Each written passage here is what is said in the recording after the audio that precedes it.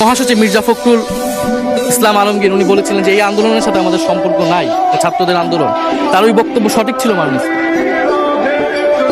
তার ওই সময়ে কৌশলগত অবস্থান এটাই সঠিক ছিল। উনি ওই সময় এই বক্তব্যই প্রয়োজন ছিল। এটা তো আমাদের কোনো দ্বিমত নাই।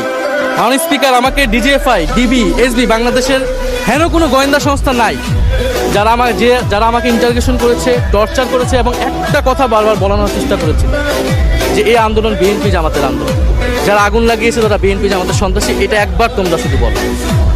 ডিবি অফিসের শেষ পর্যন্ত আমরা বাধ্য হয়েছি আন্দোলন স্থগিতের ঘোষণা দিতে, কিন্তু কখনো এই কথাটা মাননীয় স্পিকার আমরা বলিনি। ফ্যাসিবাদ বিরোধী রাজনৈতিক দলের নেতাকর্মীকে আমরা আন্দোলনের সময় থেকে এখন পর্যন্ত কখনো আমরা অস্বীকার করি। মাননীয় স্পিকার, জুলাই গণ অভ্যুত্থান সকলের অংশগ্রহণে হয়েছিল, এটা আমরা বারবার বলেছি। তবে বিএনপির বিভিন্ন সদস্য তারা তাদের আলোচনায় বারবার বলার চেষ্টা করে যে আমরা ছিলাম না, আমরা তো এভাবে ছিলাম। এটা তো প্রমাণ করার প্রয়োজন নাই মানুষ। এটা কেন এত হীনমন্যতা আমাদের বুঝে আসে।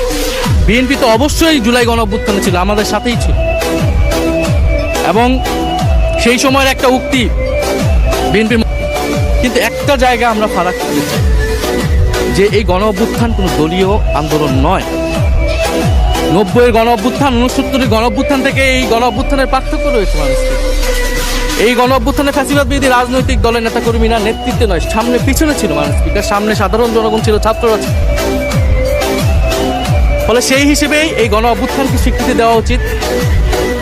এখন যদি বলা হয় যে অমুকের নেতৃত্বে এই গণ অভ্যুত্থান হয়েছে, আমাদের লোকেরা এই গণ অভ্যুত্থান করেছে, এটা মাননীয় স্পিকার এই গণ অভ্যুত্থানের সাথে যারা সাধারণ মানুষ নেমেছিল, যারা শহীদ হয়েছে তাদের সাথে মাননীয় স্পিকার বিশ্বাসঘাতকতা করা হবে।